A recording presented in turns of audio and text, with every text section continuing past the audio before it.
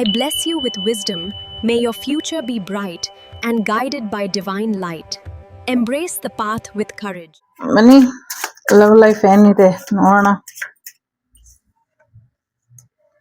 ಓ, ಏನೋ ಒಂದು ಪ್ರಾರ್ಥನೆ ಮಾಡಿದೀರಾ, ಅದು ಜೂನ್ ತಿಂಗಳಲ್ಲಿ ಆಗೋಗುತ್ತೆ ಅನ್ನುವಂಥದ್ದು ಇದೆ. ವಿಶಿಂಗ್, ಪ್ರೇಯಿಂಗ್, ಹೋಪ್ ಅಂತ ಇದೆ. ಸೊ ನಂಬಿಕೆ ಭರವಸೆಯಿಂದ ಪ್ರಾರ್ಥನೆಯನ್ನ ಮಾಡಿ ಖಂಡಿತವಾಗ್ಲೂ ಒಳ್ಳೇದಾಗತ್ತೆ ಅನ್ನುವಂಥದ್ದು ಇದೆ.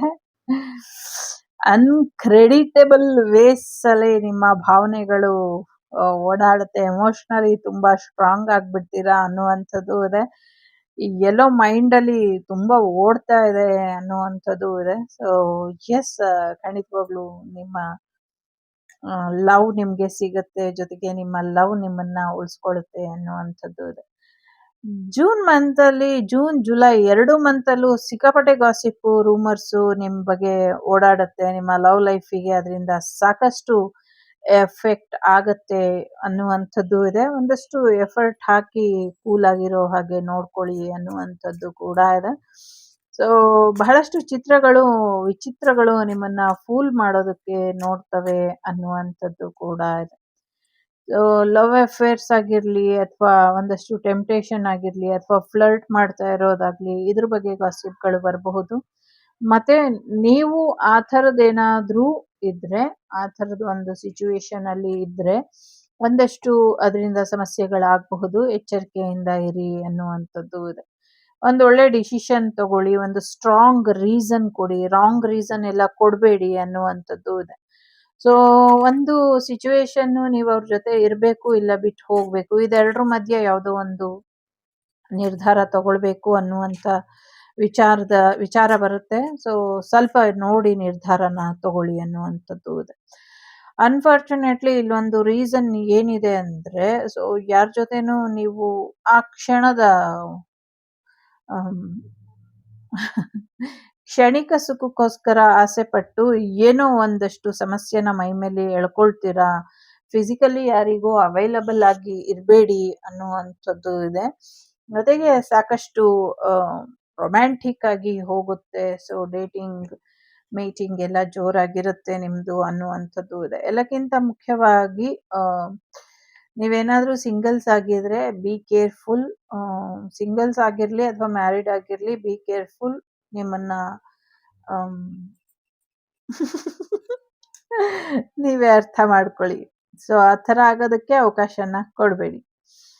ಜೊತೆಗೆ ಸಾಕಷ್ಟು ಡ್ರಾಮಾ ಮಾಡೋ ಅಂಥವ್ರು ಸಾಕಷ್ಟು ಸಿಗ್ತಾರೆ. ಸೊ ಸ್ವಲ್ಪ ನಿಮ್ಮ ಟೆನ್ಷನ್ ಅನ್ನ ಪಡ್ಕೊಳ್ಳೋದಕ್ಕೆ ಪ್ರಯತ್ನನ ಪಡ್ತಾರೆ. ಸೊ ಸ್ವಲ್ಪ ಹುಷಾರಾಗಿ ಇರಿ ಅನ್ನುವಂಥದ್ದು ಇದೆ. ಅಂದ್ರೆ ಪೂರ್ತಿ ನಿಜ ಮಾತಾಡಲ್ಲ ಯಾರೋ, ಸ್ವಲ್ಪ ಯೋಚನೆ ಮಾಡಿ ನಿರ್ಧಾರನ ತಗೊಳ್ಳಿ ಅನ್ನುವಂಥದ್ದು ಇದೆ. ಒಂದ್ ಸ್ವಲ್ಪ ಅರೋಗೆನ್ಸ್, ಈಗೋ ಟೈಪ್ ಇರಬೇಕು ಅಥವಾ ಇರಬಹುದು.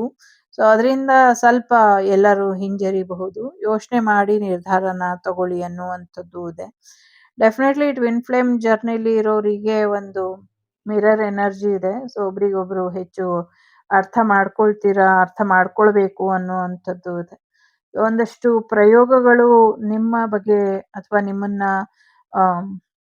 ಪಡ್ಕೊಳ್ಳೋದಕ್ಕೋಸ್ಕರ ಪ್ರಯೋಗಗಳನ್ನ ಮಾಡಿ ಟ್ರಿಗರ್ ಮಾಡ್ತಾ ಇದ್ದಾರೆ. ಸ್ವಲ್ಪ ಹೆಚ್ಚಿನ ಎಚ್ಚರಿಕೆ ವಹಿಸಿ ಅನ್ನುವಂಥದ್ದು ಇದೆ. ಎಸ್ಪೆಷಲಿ ಮಕ್ಕಳ ಬಗ್ಗೆ ಒಂದಷ್ಟು ಅವರ ಮುಗ್ಧತೆ ಬಗ್ಗೆ ಹೆಚ್ಚಿನ ಎಚ್ಚರಿಕೆಯನ್ನ ವಹಿಸಿ ಅನ್ನುವಂಥದ್ದು ಇದೆ.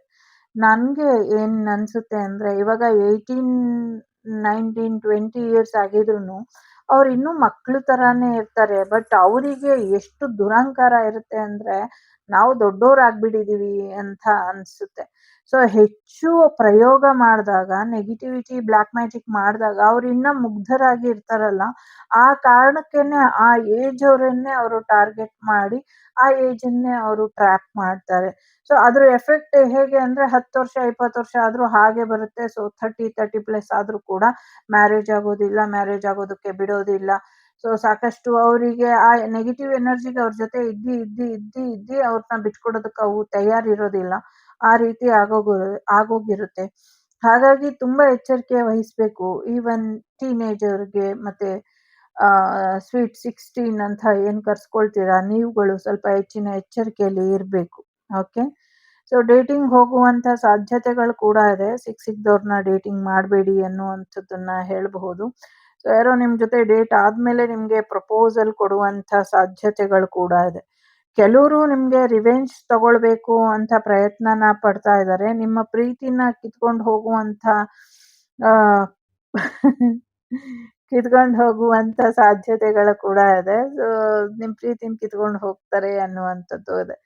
ಕೆಲವರು ನಿಮ್ಮ ಮೇಲೆ ಒಂದಷ್ಟು ತೊಂದರೆನ ಮಾಡಿರುವಂಥ ಸಾಧ್ಯತೆಗಳು ಕೂಡ ಇದೆ. ಸೊ ಸಿಂಗಲ್ ಆಗಿ ಯಾರಿದ್ದೀರಾ ಆಗ್ಲೇ ಹೇಳ್ದಂಗೆ ಒಂದಷ್ಟು ಬ್ಲ್ಯಾಕ್ ಮ್ಯಾಜಿಕ್ ಎನರ್ಜಿ, ಒಂದಷ್ಟು ಗೋಸ್ಟ್ ಎನರ್ಜಿ ಮಾಡ್ತಾರೆ. ಹುಷಾರಾಗಿ ಇರಿ. ಸೊ ಪ್ರಪೋಸಲ್ ಒಪ್ಕೊಳ್ದಿರಾ ಸಿಂಗಲ್ ಆಗೇ ಇರಬೇಕು ಅನ್ಕೊಂಡು ಯಾರಾದ್ರೂ ಯೋಚನೆ ಮಾಡ್ತಿದ್ರೆ ಡೆಫಿನೆಟ್ಲಿ ನಿಮ್ಮ ಮೇಲೆ ನೆಗೆಟಿವ್ ಎನರ್ಜಿ ಇದೆ. ಅದನ್ನ ಸರಿಪಡಿಸ್ಕೊಳ್ಳಿ ಅಂತ ಹೇಳಬಲ್ಲೆ. ಸೊ ಪ್ರಪೋಸಲ್ ಬರ್ತಾ ಇದೆ, ವಾಸಿಪ್ ಬರ್ತಾ ಇದೆ, ಭಾವನೆಗಳು ಸರಿಯಾಗಿ ಇಟ್ಕೊಳ್ಬೇಕಾಗಿರುವಂಥ ಅಗತ್ಯ ಇದೆ, ನೆಗೆಟಿವಿಟಿ ಇದೆ, ಜೊತೆಗೆ ನಿಮ್ಮ ವಿಶ್ ಕಮ್ ಟ್ರೂ ಆಗುವಂಥ ಸಾಧ್ಯತೆಗಳು ಕೂಡ ಇದೆ. ಸರಿಯಾದ ರೀತಿಲಿ ನೀವು ಪ್ರಯತ್ನನ ಪಡಿ ಮತ್ತು ನಿರ್ಧಾರನ ತಗೊಳ್ಳಿ ಅನ್ನುವಂಥದ್ದು ಕೂಡ ಇದೆ. ಸಮಥಿಂಗ್ ನಿಮ್ಮ ಹೃದಯನ ಲಾಕ್ ಮಾಡಿ ಇಟ್ಕೊಳ್ಳಿ. ಯಾರು ಕೊಡಬೇಕು ಅವ್ರಿಗೆ ಮಾತ್ರ ಕೊಡಿ, ಎಲ್ರಿಗೂ ಕೊಡಕ್ಕೆ ಹೋಗಬೇಡಿ ಅನ್ನುವಂಥದ್ದು ಇದೆ. ಸೊ ಸ್ವಲ್ಪ ಕಟ್ ಆಫ್ ಮಾಡ್ಕೊಳ್ಳಿ ಅನ್ನುವಂಥದ್ದು ಕೂಡ ಇದೆ. ಇಲ್ಲಿ 11 ಸೈನ್ ಇದೆ. ಸೊ 11ನೇ ತಾರೀಕು ಸಮಥಿಂಗ್ ಏನೋ ಇದೆ. 6, 9, 8, 4, 4, 1, 29 ನಂಬರ್ ಇಂಪಾರ್ಟೆಂಟ್ ಅಂತ ಅನ್ನಿಸ್ತಾ ಇದೆ. ಸೊ ಒಳ್ಳೆಯದಾಗಲಿ, ಸಾಕಷ್ಟು ಒಳ್ಳೆಯದೇ ಇದೆ, ಬಟ್ ಎಚ್ಚರಿಕೆ ಕೂಡ ಇದೆ. ಸೊ ಎಚ್ಚರಿಕೆಯಿಂದ ಇರಿ, ಯಾಕೆ ಅಂದರೆ ನಿಮ್ಮ ಪ್ರೀತಿ ನಿಮಗೆ ಸಿಗುತ್ತೆ. So take care, bye, see you. The Shrivak Devi Tarot channel is so glad to see you again.